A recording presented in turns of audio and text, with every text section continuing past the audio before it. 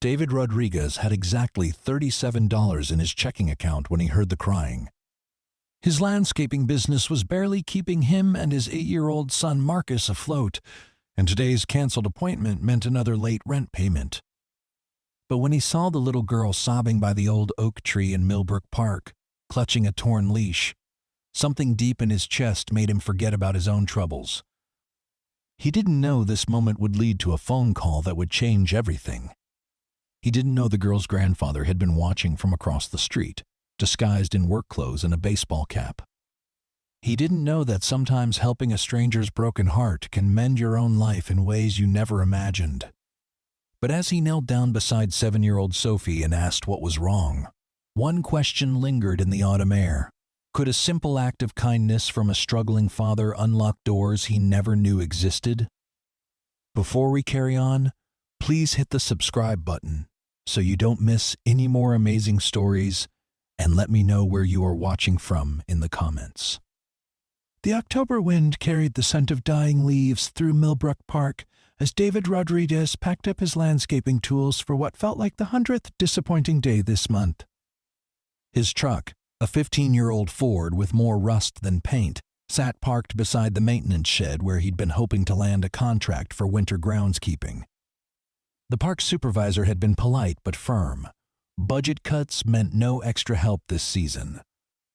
David's calloused hands gripped the steering wheel as he calculated the mounting bills in his head. Rent was due in 3 days, Marcus needed new school shoes, and the electricity bill had already received its final notice. The sound of sobbing cut through his financial worries like a knife through silence. Across the leaf-strewn grass, near the towering oak that had stood sentinel over the park for decades, a small figure hunched over something on the ground. David's first instinct was to drive away, to focus on getting home to pick up Marcus from after-school care before the late fees kicked in. But something about the desperately broken sound of that crying made him think of his own son, and how Marcus had wept when his mother Sarah had lost her battle with cancer 2 years ago. David turned off the engine and walked across the park, his work boots crunching softly on the scattered leaves. As he got closer, he could see it was a little girl, maybe 6 or 7 years old, with dark curls escaping from a bright pink headband. She wore a small backpack decorated with unicorns, and in her tiny hands she clutched what remained of a blue nylon leash, frayed and torn at the end where a dog's collar should have been attached. "Hey there," David said gently, crouching down to her level. "Are you okay, sweetheart?" The girl looked up with tear-streaked cheeks and eyes the color of warm chocolate. "My dog ran away," she hiccuped between sobs. "Charlie got scared when that big truck backfired, and he pulled so hard the leash broke, and now he's gone and I can't find him anywhere." David felt his heart squeeze tight. "What does Charlie look like?" "He's little and brown and white, and he has one floppy ear and one that stands up," she said, wiping her nose with the back of her hand. "He's wearing a red collar with his name on it. He's probably so scared right now. What's your name, honey?" "Sophie. Sophie Chen."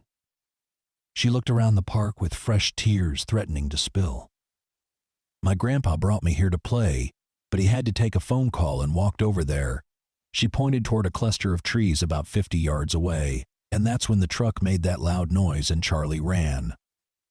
David glanced in the direction she'd indicated and saw an older man in work clothes and a baseball cap, pacing back and forth with a phone pressed to his ear, clearly engaged in what looked like an intense conversation. The man occasionally glanced toward them but seemed occupied with his call. "How long ago did Charlie run off?" David asked. "Maybe 10 minutes. I looked everywhere, but I can't find him." Sophie's voice broke again. "What if he gets hit by a car? What if he's lost forever?" David checked his phone. He had exactly 45 minutes before he needed to pick up Marcus, and every rational part of his brain screamed that he couldn't afford to waste time on someone else's problem. His own life was barely held together with determination and prayer. But looking at Sophie's devastated face, he thought about how Marcus would feel if their cat whiskers ever went missing, and the decision made itself. "Okay, Sophie, here's what we're going to do. David said, standing up and extending his hand. "I'm David, and I'm going to help you find Charlie. But first, let's go tell your grandpa what happened so he knows where we're going." Sophie wiped her eyes and took his hand with a grip that spoke of desperate hope. They walked together toward the man with the phone, whose conversation seemed to be winding down. As they approached, David could hear fragments of what sounded like a business discussion, something about budget approvals and municipal contracts. The man ended his call and turned toward them, and David was struck by something familiar about his weathered face, though he couldn't place where he might have seen him before. The stranger was probably in his early 60s, with silver-gray hair peeking out from under his cap, and kind eyes that immediately focused on Sophie with evident concern. "Grandpa Joe," Sophie said, running the last few steps to reach him. "Charlie ran away when that truck made the loud noise. This is David, and he's going to help me find him." The man Joe looked at David with an expression that seemed to be evaluating more than just his willingness to help find a lost dog. "That's very kind of you," he said, extending a weathered hand. "Joe Martinez, I can't thank you enough for stopping to help." David shook his hand, noting the firm grip and the way Joe's eyes seemed to take in everything about him in a single glance.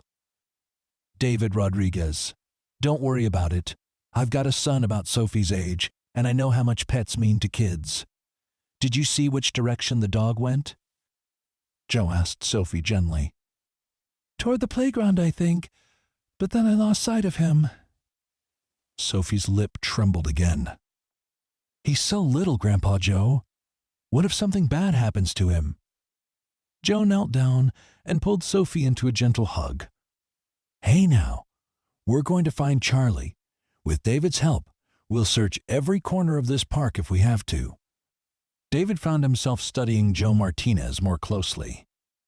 There was something about the man's bearing, the way he spoke with quiet authority, that seemed at odds with his casual work clothes. But plenty of people dressed down on weekends, and David pushed the thought aside. "I suggest we split up to cover more ground," David said. "Sophie, you stay with your grandpa and search the playground area since that's where you saw Charlie heading. I'll check the wooded area on the other side of the park. A scared dog might have run there to hide." "That sounds like a good plan," Joe agreed. "We'll meet back here in 20 minutes and reassess." As they prepared to separate, David's phone buzzed with a text from Marcus's after-school program. Reminder, pickup is at 4, 6 p.m. Late fees apply after 5:00 p.m. David glanced at the time, 3:47 p.m., and felt a familiar knot of anxiety in his stomach. He was cutting it close, but he couldn't abandon a crying child. The wooded area of Millbrook Park was a maze of hiking trails that wound between old-growth trees and dense underbrush. David called Charlie's name as he walked, listening for any sound that might indicate a frightened dog in hiding. The autumn afternoon was growing cooler, and he worried about a small dog spending the night outside as temperatures dropped. After 15 minutes of searching, David heard a faint whimpering coming from somewhere off the main trail. He pushed through a thicket of brambles, ignoring the thorns that caught on his work shirt, and found himself in a small clearing where a maintenance shed sat partially hidden by overgrown vegetation. "Charlie?" David called softly. The whimpering grew louder, and David spotted a small brown and white dog huddled beneath the shed's raised foundation. The dog matched Sophie's description perfectly. One floppy ear, one standing upright, and a red collar visible around his neck. Charlie's fur was matted with leaves and dirt, and his brown eyes looked up at David with a mixture of fear and hope. "Hey there, buddy," David said in the gentlest voice he could manage, slowly crouching down. "Sophie is looking for you. She's been worried sick." Charlie whimpered again but didn't move from his hiding spot. David realized the dog was likely too frightened to come out on his own, especially to a stranger. He pulled out his phone and called the number Joe had given him. "I found him," David said when Joe answered. "He's hiding under a maintenance shed in the woods, but he's too scared to come to me. Can you bring Sophie over here? He might come out for her." "Absolutely. Where exactly are you?" David gave directions to the clearing, then settled in to wait, speaking softly to Charlie to keep the dog calm. Within minutes, he heard Sophie's voice calling through the trees, growing closer with each passing second. "Charlie! Charlie, where are you?" The moment Charlie heard Sophie's voice, his entire demeanor changed. His tail began wagging furiously, and he crawled out from under the shed, whimpering with joy. When Sophie burst into the clearing with Joe close behind, Charlie launched himself into her arms with such enthusiasm that they both tumbled to the ground in a heap of giggles and dog kisses. "Charlie, I was so scared I'd lost you forever," Sophie said, hugging the dog tightly while he covered her face with grateful licks. "Don't ever run away again, okay?" Joe watched the reunion with tears in his eyes, then turned to David with an expression of profound gratitude. "I don't know how to thank you. You didn't have to stop and help a stranger, especially when you clearly have your own responsibilities to attend to."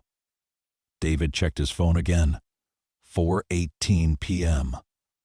He could still make it to pick up Marcus on time if he left immediately.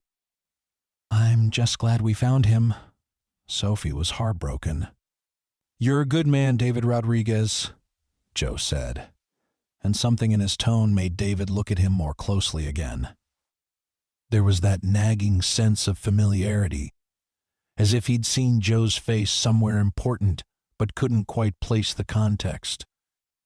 As they walked back through the park together, Sophie chattering happily to Charlie and Joe walking beside David, the older man asked casual questions about David's life. Where did he live? What kind of work did he do? Did he have family in the area?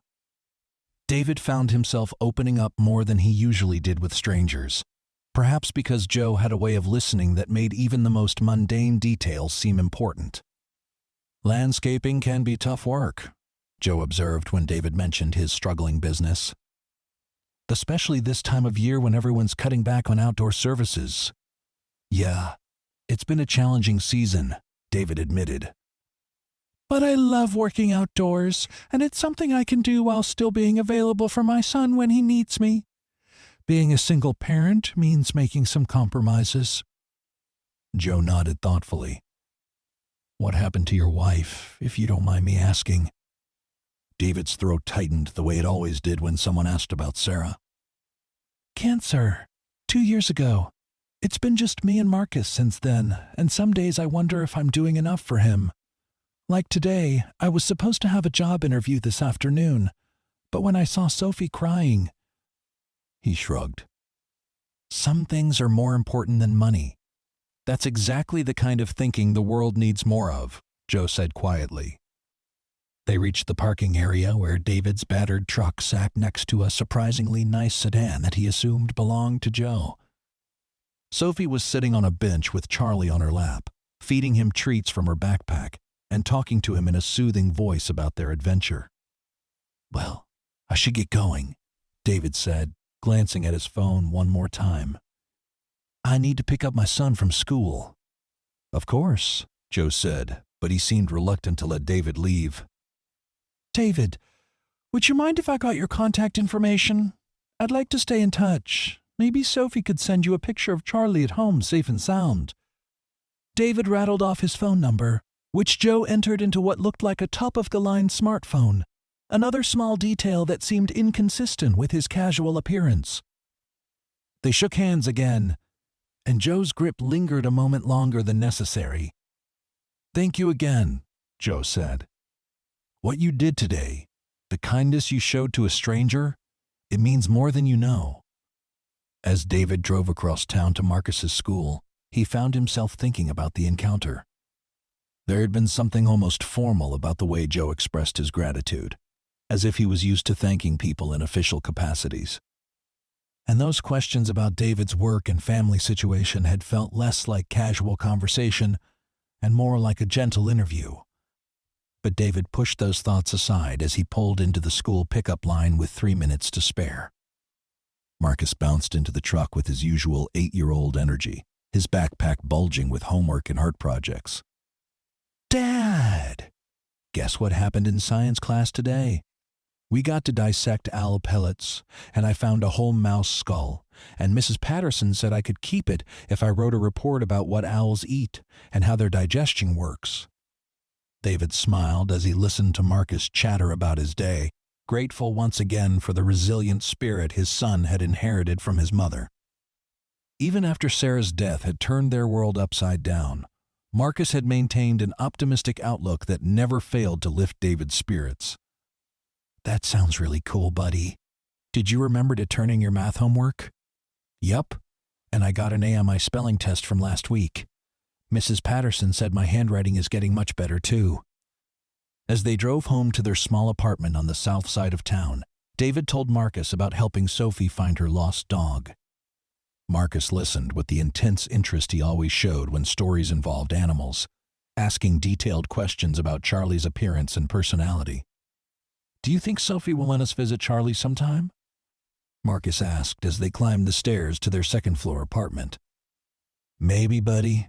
Her grandpa seemed like a nice man. We'll see. Their apartment was small but clean, decorated with Marcus's artwork and photos of Sarah that David couldn't bear to put away. The furniture was mostly second-hand, bought with the life insurance money that David was trying to stretch as far as possible while he built up his landscaping business. That evening, as David helped Marcus with homework at their kitchen table, his phone rang with an unknown local number. Hello? David, this is Joe Martinez. We met at the park today when you helped Sophie find Charlie. Of course, Joe. How's Charlie doing? He's perfect, thanks to you. He's been glued to Sophie's side all evening, and I think this little adventure actually strengthened their bond. Joe paused. David, I was wondering if you might be available to meet for coffee tomorrow morning. There's something I'd like to discuss with you. David frowned, wondering what Joe could possibly want to discuss. I suppose I could make time. Is everything okay? Everything's fine. I'll explain more when we meet. How about Rosie's Diner on Main Street at 9 a.m.? Sure, I can do that. After hanging up, David stared at his phone with a mixture of curiosity and concern. In his experience, when someone wanted to meet to discuss something, it was rarely good news. But Joe had seemed genuinely kind, and David couldn't imagine what kind of trouble could possibly stem from helping find a lost dog. The next morning, David arrived at Rosie's Diner a few minutes early and chose a booth near the window where he could watch for Joe's arrival. The diner was a local institution, frequented by construction workers, retirees, and anyone else looking for a substantial breakfast at reasonable prices. David ordered coffee and tried to calm the nervous energy that had been building since Joe's call. When Joe walked through the door at exactly 9 o'clock, David was struck again by that sense of familiarity. Today Joe was dressed more formally, in khakis and a button-down shirt, and he moved through the diner with the kind of confidence that suggested he was comfortable in any environment. David, thank you for meeting me, Joe said, sliding into the booth across from him. No problem. How's Sophie this morning? She's great. Charlie slept in her bed last night, and she's already made plans for all the adventures they're going to have together. Joe smiled warmly. She's been talking about you nonstop, calling you her hero. David felt heat rise in his cheeks. I just did what anyone would do. No, Joe said firmly. You did what a good person would do, and that's actually what I wanted to talk to you about. The waitress approached their table, and Joe ordered coffee in a Danish. When she left, Joe leaned forward with his hands clasped on the table. David, I want to be completely honest with you about who I am. Joe reached into his pocket and pulled out a business card, sliding it across the table. David picked up the card and felt his world tilt sideways. It read, Joseph Martinez, Mayor, City of Millbrook. You're the mayor? David stared at the card, then back at Joe's face, and suddenly the familiarity made sense. He'd seen Joe's photo in the local newspaper and on campaign posters around town, but always in formal attire and professional settings. I was at the park yesterday in work clothes because I wanted to spend time with Sophie without the usual security and media attention that comes with my position. It's important to me that she has normal experiences. That she can just be a kid playing in the park with her grandfather? David's mind raced through the implications. So when I helped Sophie find Charlie, I was helping the mayor's granddaughter. You were helping a scared little girl who needed a hero, Joe corrected gently. The fact that she's my granddaughter is secondary to the kindness you showed her. Why are you telling me this? Why did you want to meet? Joe leaned back in his seat, studying David with the same evaluating look he'd given him at the park. Because in my experience, you can learn a lot about a person's character by watching how they treat strangers, especially children. Yesterday, you took time out of your day to help someone who couldn't possibly do anything for you in return. You missed a job interview, risked being late to pick up your son, and spent your own time and energy searching for a lost dog because you couldn't stand to see a child in distress. Anyone would have done the same thing. No, David, they wouldn't have. I've been in public service for over 20 years, and I've seen how people behave when they think no one important is watching. What you did yesterday was special. The waitress returned with Joe's order, giving David a moment to process what he was hearing. When she left, Joe continued, I've been looking for someone to fill a position in the city government, specifically in our Parks and Recreation department. We need a new grounds supervisor. Someone who would oversee maintenance and improvement projects for all of Millbrook's public spaces. David's coffee cup paused halfway to his lips. You're offering me a job? I'm offering you an opportunity. The position comes with a good salary, full benefits including health insurance, and a pension plan. It would also allow you to work regular hours so you could be more available for Marcus. David set down his coffee with shaking hands. Joe, Mayor Martinez, I don't understand. You don't know anything about my qualifications or experience. I know you run your own landscaping business, which tells me you understand grounds maintenance. I know you're a dedicated father who puts his child's needs first. And I know you're the kind of person who helps strangers without expecting anything in return. Joe leaned forward again. Those are the qualifications that matter most to me. But surely you have procedures, applications, interviews. We do, and you'll go through all of them. This isn't nepotism or a favor, David. This is me identifying someone with the character and values I want representing our city and giving him the opportunity to prove himself professionally. David's mind was spinning. A steady job with benefits would solve so many of his immediate problems. Marcus could have the stability he deserved, they could move to a better apartment, and David could stop lying awake at night worrying about money. But it seemed too good to be true. Why would you do this for me? Really? Joe was quiet for a long moment, stirring his coffee thoughtfully. My wife died 3 years ago, he said finally. Cancer, like your Sarah. For months afterward, I was so consumed by grief and the demands of my job that I barely noticed how much Sophie was struggling too. She was only 4 when her grandmother died, and she needed more attention and comfort than I was giving her. David felt a familiar ache in his chest as Joe continued. One day, Sophie was having a meltdown at the grocery store because she couldn't find the cereal her grandmother used to buy for her. I was frustrated and impatient, trying to rush through the shopping so I could get to another meeting. A stranger, a young mother with her own kids, stopped and spent 10 minutes talking to Sophie about missing people we love and how we can honor their memory by taking care of ourselves. She completely diffused the situation with nothing but kindness and patience. Joe's eyes were bright with unshed tears.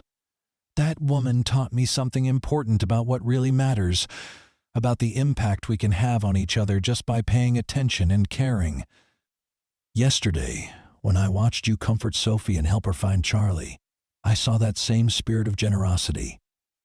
I saw someone who understands that taking care of each other is what makes a community strong. David felt overwhelmed by the weight of Joe's words and the magnitude of what was being offered. I don't know what to say. Say you'll think about it. The position starts at $55,000 a year, with opportunities for advancement, full health, dental, and vision insurance. 3 weeks paid vacation, plus sick leave and personal days.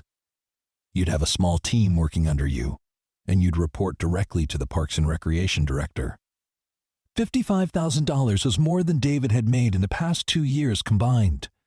It was stability, security, and the chance to give Marcus the kind of childhood Farah had always wanted for him. What would I need to do? Come in for a formal interview next week. Meet with the department head and a few other city officials. If everything goes well, we could have you started within a month. Joe reached into his pocket and pulled out another business card, this one with the name and number of the Parks and Recreation Director. Call Patricia Morrison on Monday morning. Tell her we spoke, and she'll set everything up. David took the card with hands that weren't quite steady. Joe, Mayor Martinez, I can't thank you enough. This changes everything for me and Marcus. Don't thank me yet.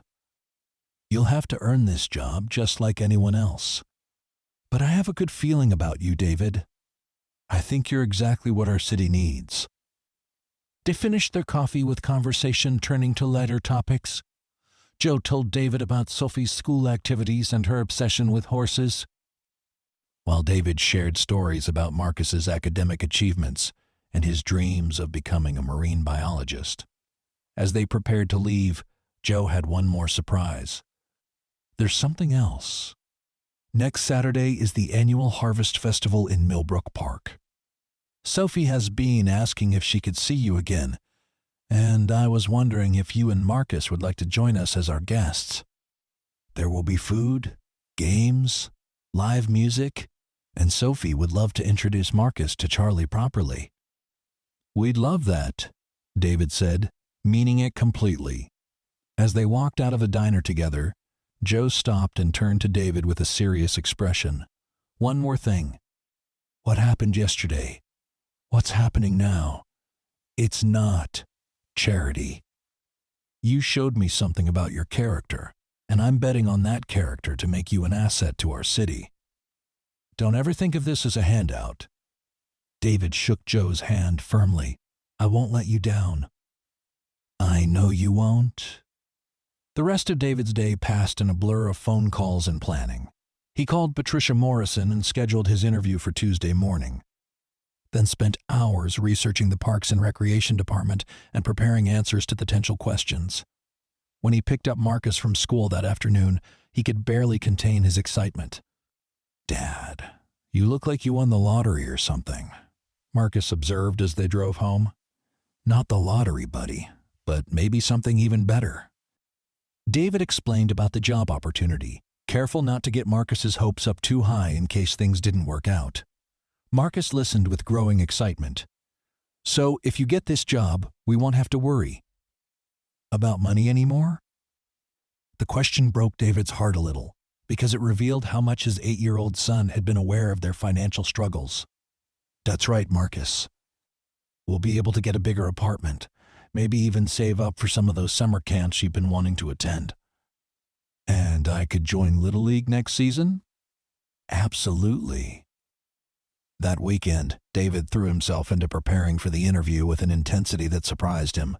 He researched municipal park systems, studied Millbrook's current facilities and future development plans, and even drove around town taking notes on areas that could benefit from improvement. By Monday evening, he felt as prepared as possible. The interview on Tuesday morning took place in the City Hall building, a stately structure that David had driven past countless times but never entered. Patricia Morrison, the Parks and Recreation Director. was a woman in her 50s with graying hair and a no-nonsense demeanor that immediately put David at ease. She was joined by 2 other department heads and a human resources representative. "David, Mayor Martinez has told us about how you helped his granddaughter last week, but we want to make sure you understand that this interview is based solely on your professional qualifications," Patricia began. "I appreciate that," David replied. "I wouldn't want it any other way." For the next hour, they discussed David's experience with landscaping, his knowledge of plant care and grounds maintenance, his ability to manage employees and work within budget constraints. David found himself drawing on knowledge he'd accumulated over years of running his own business. Experiences he'd never fully appreciated until he had to articulate them professionally. "Tell us about a time when you had to solve a problem with limited resources," one of the department heads asked. David thought for a moment, then described a situation from the previous summer when a client's irrigation system had failed during a heat wave, and he'd had to devise a temporary watering solution using equipment borrowed from 3 different sources while waiting for replacement parts that were on backorder. "That kind of creative problem-solving is exactly what we need," Patricia said, making a note. "Our budget constraints mean we often have to find innovative solutions to maintenance challenges." The interview concluded with a tour of the Parks Department facilities and a discussion of the specific responsibilities David would have if hired. As he walked through the equipment storage areas and offices, David could picture himself working there, leading a team, making decisions that would improve the quality of life for everyone in Millbrook. "We'll be making our decision by Friday," Patricia told him as they shook hands. "You should hear from us either way by the end of the week." Wednesday and Thursday crawled by with agonizing slowness. David tried to stay busy with his remaining landscaping clients, but his mind kept drifting to the possibility of the new job and what it would mean for his and Marcus's future. He found himself alternating between cautious optimism and paralyzing fear that he'd somehow blown the opportunity. Friday morning arrived gray and drizzly, matching David's nervous mood as he waited for the phone to ring. He was replacing a section of fence for a longtime client when his phone finally buzzed at 11:23 a.m. "David, this is Patricia Morrison. Do you have a few minutes to talk?" David's heart hammered against his ribs. "Yes, absolutely." "I'm pleased to offer you the position of grounds supervisor for the City of Millbrook Parks and Recreation Department.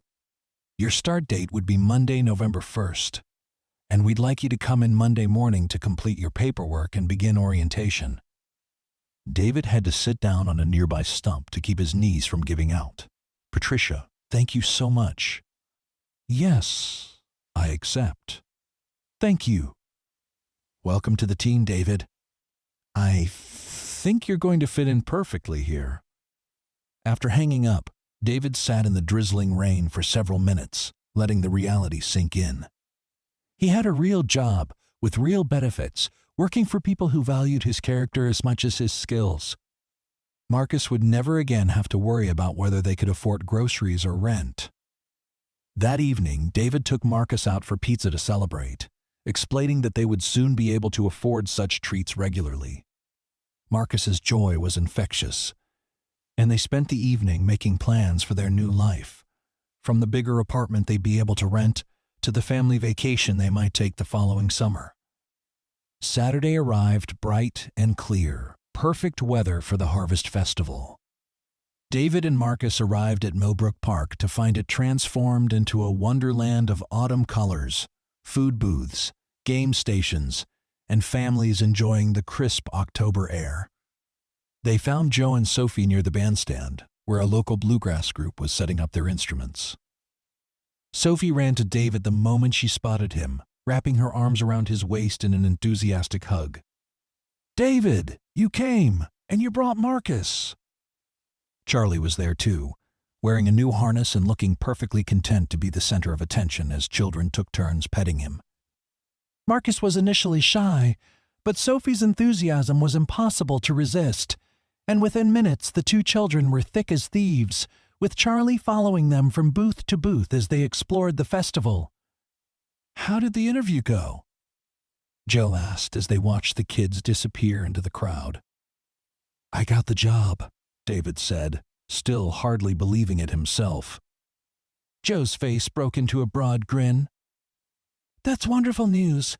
When do you start? Monday morning. I have to admit, I'm nervous about managing a team and working in city government, but I'm excited too. You'll do great, Joe said with conviction. And if you ever need advice or support, my door is always open. They spent the afternoon enjoying the festival together, and David was struck by how naturally Joe interacted with other families, how he remembered people's names and asked about their children and their lives. This was clearly a man who took seriously the responsibility of serving his community, who understood that leadership meant caring about individuals, not just policies. As the sun began to set and the festival wound down, Sophie and Marcus found their way back to the adults, both children tired but glowing with happiness. Sophie was clutching a stuffed animal she'd won at one of the game booths, while Marcus proudly displayed a ribbon he'd earned in a pumpkin carving contest. Can Marcus come over to play with Charlie sometime? Sophie asked Joe. I think that can be arranged, Joe said, winking at David. As long as it's okay with Marcus's dad. Definitely, David agreed, watching as Marcus and Sophie made plans to build a obstacle course for Charlie in Sophie's backyard. As they prepared to leave, Joe pulled David aside for a private word. I want you to know how proud I am of the man you are, David. What you did for Sophie that day at the park. It wasn't just about finding a lost dog. You showed her that there are good people in the world who will help a stranger in need. That's a lesson that will stay with her for the rest of her life. David felt tears prick his eyes. She gave me something too, Joe. Hope, I guess. Hope that things could get better, that maybe I was doing something right as a father even when everything felt like it was falling apart. You're doing everything right, Joe said. Firmly. Sarah would be so proud of the father you've become and the man you've always been. As David and Marcus drove home that evening, Marcus fell asleep in the passenger seat, exhausted from the day's excitement. David glanced at his son's peaceful face in the glow of the dashboard lights and felt a profound sense of gratitude wash over him. In the space of a week, their entire world had changed, all because he'd chosen to stop and help a crying child. Monday morning arrived with a crispness that spoke of winter's approach, but David felt nothing but warmth as he walked through the doors of City Hall for his first day of work. Patricia Morrison met him in the lobby and led him through a maze of hallways to the Parks Department offices. Your desk is right here, she said, showing him to a small but well-appointed office with windows overlooking the main park. This afternoon we'll introduce you to your team, but this morning I thought we'd start with paperwork and orientation. The next few hours passed quickly as David filled out forms, learned about city policies and procedures, and began to understand the scope of his new responsibilities. He would oversee the maintenance of 12 city parks, 3 community gardens, and the landscaping around all municipal buildings. His team consisted of 6 full-time employees and several seasonal workers, and his annual budget was larger than his landscaping business had grossed in its best year.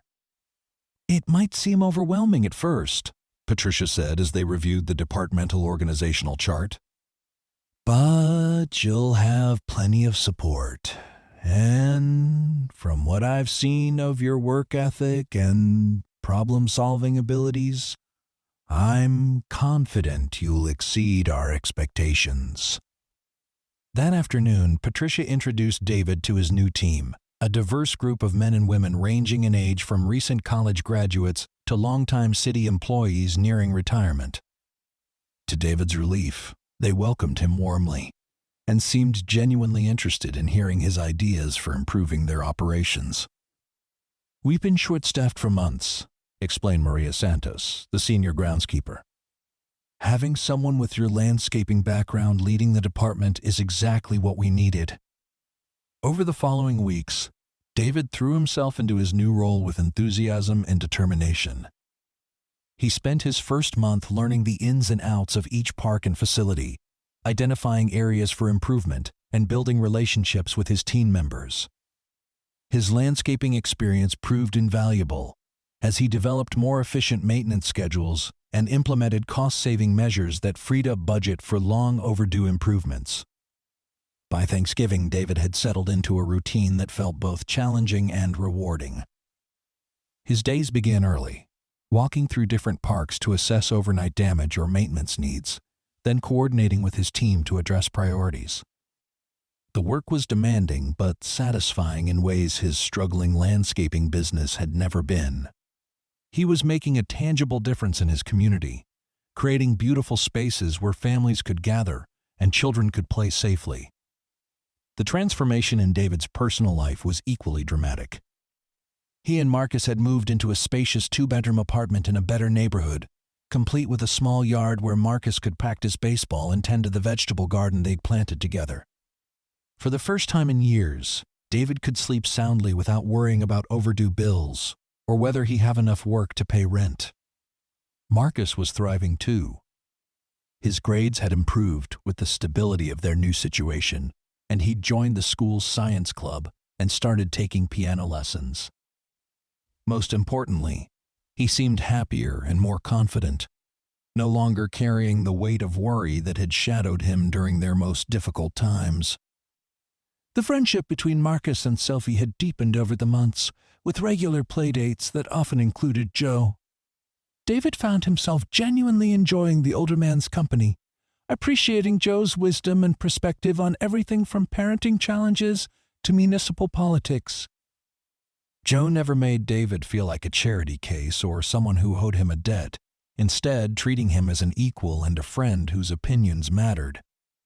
One cold December evening, as David was finishing up paperwork in his office, Joe appeared in his doorway with 2 cups of coffee from the diner down the street.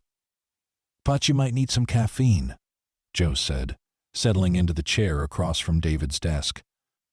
"Patricia tells me you've been putting in some long hours preparing for the winter maintenance season." "Just trying to make sure we're ready," David said, accepting the coffee gratefully. "This is my first winter in this job, and I want to make sure the parks stay accessible and safe even when the weather gets rough." Joe studied the maintenance schedules and equipment inventories spread across David's desk. "You know, in all my years as mayor, I've never had a department head who cared as much about the details as you do. Most people in city government punch the clock and do the minimum required. You're here until 7 p.m. on a Tuesday, making sure every piece of snow removal equipment is properly serviced." David shrugged, uncomfortable as always with praise. "I just want to do the job right. The people of this city deserve well-maintained parks and public spaces, especially the families who can't afford private recreation facilities." "That attitude is exactly why I knew you were the right person for this position," Joe said. "You understand that public service is about serving the public, not just collecting a paycheck." They sat in comfortable silence for a few minutes, sipping their coffee and looking out the window at the park across the street, where David had first encountered Sophie and Charlie. The trees were bare now, their branches creating intricate patterns against the gray December sky, but the park still bustled with activity as children played on the playground equipment and dog owners walked the winding paths. "David, there's something I've been wanting to discuss with you," Joe said eventually. "The city council is considering a major expansion of our park system, including the development of a new community center and recreational complex on the north side of town. If the project gets approved, we'll need someone to oversee the entire development process, from initial design through construction and final landscaping." David felt a familiar flutter of nervous excitement. "That sounds like a huge responsibility." "It would be. The project budget is estimated at $12 million. And it would be the largest municipal development in Millbrook's history. The position would come with a significant salary increase and the opportunity to shape recreational opportunities for the next generation of families in our community. You talking about promoting me? I'm talking about recognizing talent and putting it where it can do the most good, Joe corrected. You've exceeded every expectation in your current role, David. Your team respects you. Your efficiency improvements have saved the city thousands of dollars. And you've somehow managed to make our parks more beautiful while staying under budget. The question is whether you're ready for a bigger challenge. David thought about Sarah and how proud she would be to see how far he'd come, how he'd built a stable life for Marcus and found meaningful work that made a difference in people's lives. A year ago, he'd been struggling to pay rent and wondering if he was failing as a father. Now he was being offered the chance to lead a project that would benefit his community for decades to come. I'm interested, David said. Very interested. Good.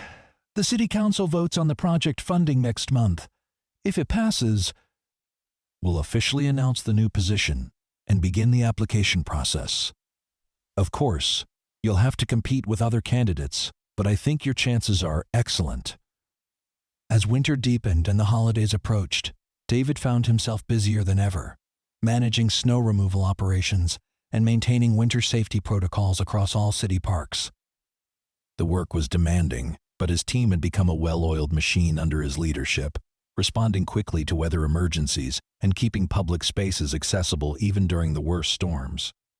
Christmas Eve found David and Marcus at Joe and Sophie's house for dinner, a tradition that had developed naturally over the months of their friendship. Joe's home was warm and elegantly decorated, filled with the sounds of laughter and the aroma of Sophie's favorite holiday cookies. Marcus and Sophie had become like siblings, and watching them play with Charlie by the fireplace filled David with a contentment he hadn't felt since Sarah's death. "Dad, look what Sophie gave me," Marcus said, running over with a beautifully wrapped package. Inside was a leather-bound journal with Marcus Rodriguez, future marine biologist, embossed on the cover.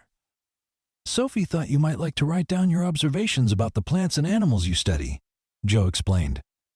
She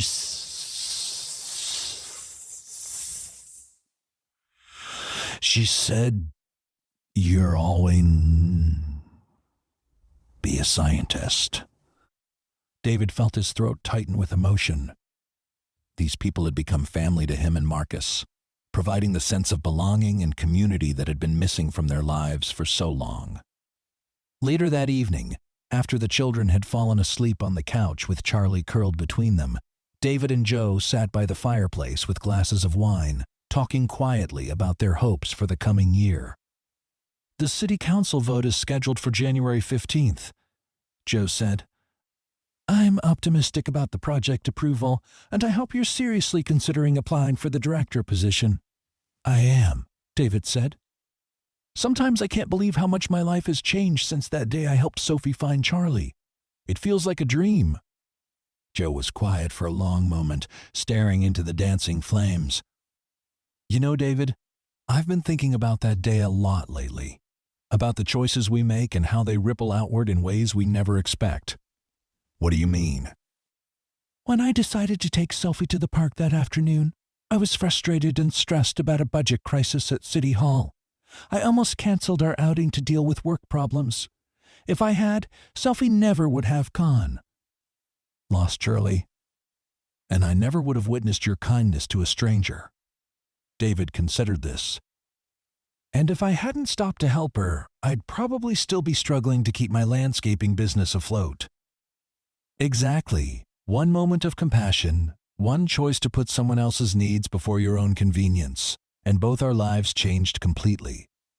Joe raised his wine glass. "To the ripple effects of kindness. To second chances," David added, touching his glass to Joe's. January arrived with bitter cold and heavy snow, keeping David's team busy with constant maintenance and safety operations. Despite the demanding work schedule, David found time to prepare a comprehensive application for the community center director position. Drawing on his months of experience in municipal management and his vision for creating recreational opportunities that would serve families across all economic levels, The night before the city council vote, David lay awake thinking about how much was riding on the decision. If the project was approved and he was selected for the director position, it would represent a level of professional success he'd never imagined possible. More importantly, it would allow him to create something lasting, a facility that would benefit children like Marcus and Sophie for generations to come. The council meeting was held in the main auditorium of City Hall, with standing room only as community members gathered to hear the decision on the largest municipal investment in decades. David sat in the back with Marcus, both of them nervous but hopeful as they listened to presentations from various department heads and citizen advocacy groups. When Joe stood to address the council, his voice carried the authority and passion that had made him a respected leader in Millbrook for over 2 decades. "This community center represents more than just a building project," Joe said. "It represents our commitment to providing opportunities for every family in Millbrook, regardless of their economic circumstances. It will be a place where children can learn and play safely, where teenagers can develop skills and confidence, where seniors can stay active and connected to their community." The debate that followed was spirited but civil, with council members asking detailed questions about funding, construction timelines, and long-term operational costs. David found himself taking mental notes, already thinking about how he would address the challenges and opportunities that would come with managing such a complex project. When the final vote was called, it passed by a margin of 6-1, with enthusiastic applause from the packed auditorium. David felt Marcus grab his arm in excitement, and he had to blink back tears as he realized that his new life had just taken another dramatic turn toward possibilities he'd never dared to imagine. Over the following weeks, the application and interview process for the community center director position moved quickly. David competed against several qualified candidates, including applicants from other cities with more extensive experience in large-scale project management. But his combination of practical landscaping knowledge, proven leadership in his current role, and deep understanding of community needs made him the standout choice. "The position is yours if you want it," Patricia Morrison told him during a private meeting in her office. "The salary is $78,000 annually, plus full benefits and a project completion bonus. You'd start immediately, working alongside architects and contractors to finalize the design and begin construction preparation." David accepted without hesitation, knowing that Sarah would be amazed and proud of how far he'd come from the struggling single father who'd helped a crying girl find her lost dog just over a year ago. The groundbreaking ceremony for the Millbrook Community Center took place on a beautiful April morning, with hundreds of community members gathered to celebrate the beginning of construction. David stood on the platform with Joe and other city officials, holding a golden shovel and wearing a hard hat that still felt surreal on his head. "When I was asked to speak today about what this community center means to our city, I thought about all the families who will benefit from this facility," David said into the microphone, his voice carrying clearly across the crowd. "I thought about the children who will learn to swim in our pool, the teenagers who will develop leadership skills in our programs, the seniors who will stay active in our fitness center."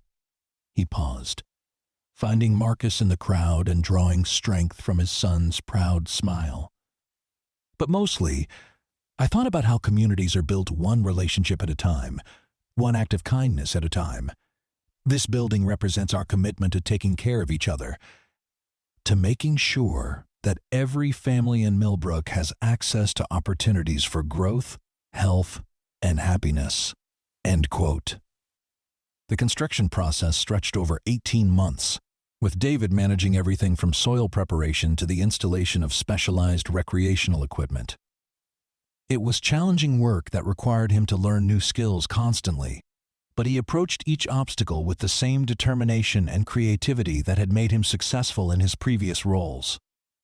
Marcus, now 10 years old and thriving in middle school, often visited the construction site after school, wearing his own hard hat and asking endless questions about engineering and architecture.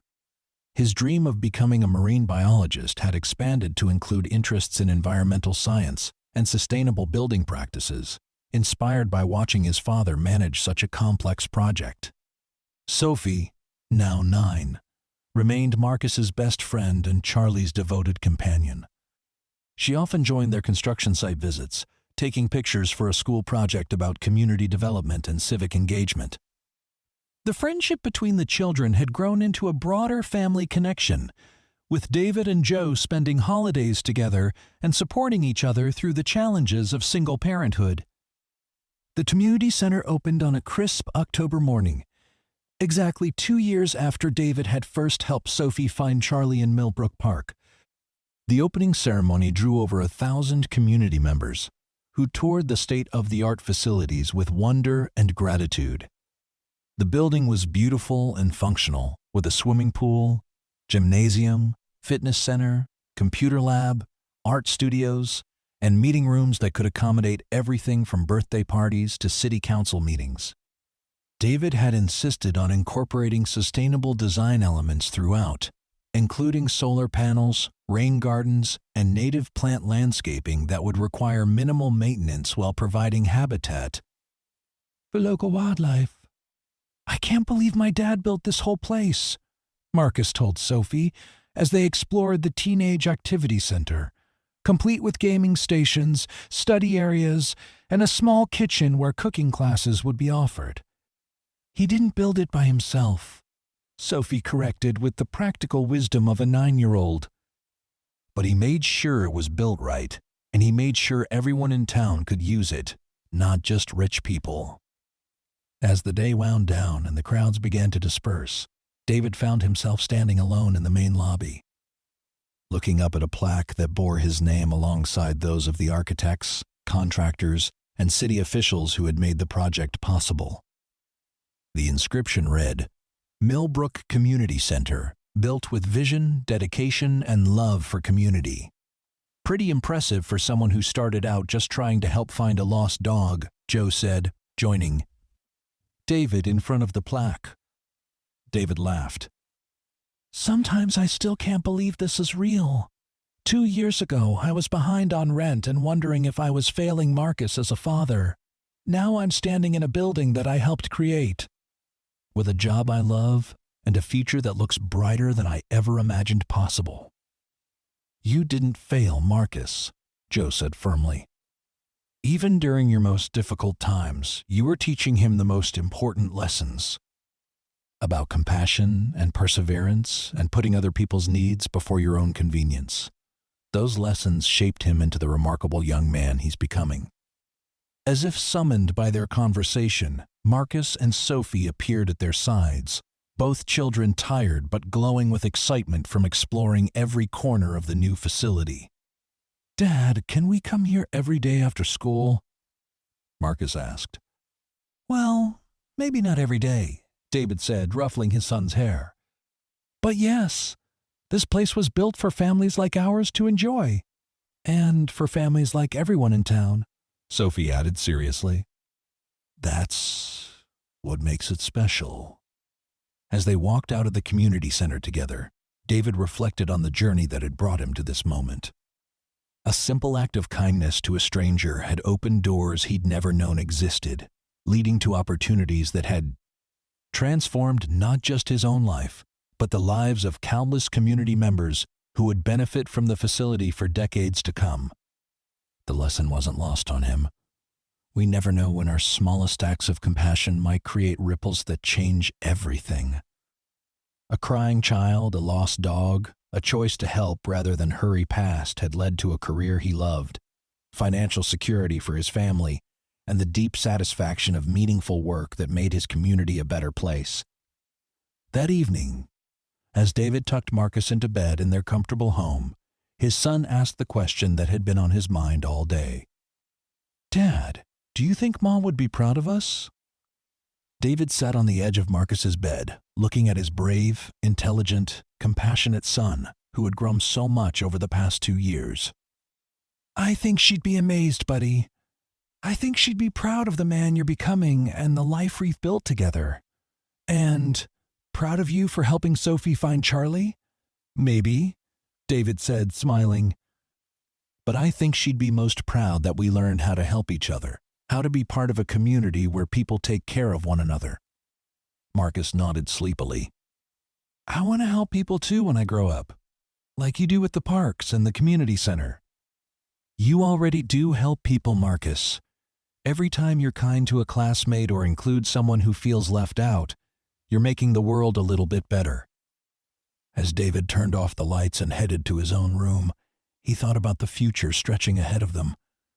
Marcus would continue to grow and learn, eventually pursuing his dreams of scientific discovery. The community center would serve thousands of families, providing opportunities and connections that would strengthen Millbrook for generations. And somewhere in the city, other struggling parents would face their own moments of choice, their own opportunities to help strangers in need. David fell asleep that night with profound gratitude for the twist of fate that had led him to help a crying girl find her lost dog. Never knowing that her grandfather was watching from across the park, never imagining that one moment of compassion would unlock a lifetime of purpose and belonging. In his dreams, he saw Sarah smiling, proud of the father he'd become and the legacy of kindness he was passing on to their son. The story of David Rodriguez and Sophie Chen would become part of Millbrook's local folklore, told and retold as an example of how individual acts of kindness can transform entire communities. But for David, the real miracle wasn't the job or the community center or even the financial security that had emerged from that October afternoon. The real miracle was the discovery that even in his darkest moments, when he felt most alone and overwhelmed by the challenges of single parenthood, he had possessed something valuable enough to change lives. The simple willingness to stop and help a child in need. That willingness had opened his heart to possibilities he'd never imagined and connected him to a community of people who shared his values of compassion, service, and mutual support.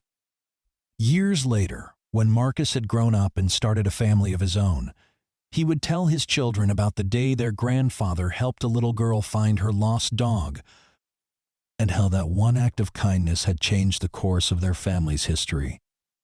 The story would remind them that we never know which of our small, everyday choices might be the ones that transform our lives and the lives of others, connecting us in ways we never expected to communities of love and support that can sustain us through any challenge.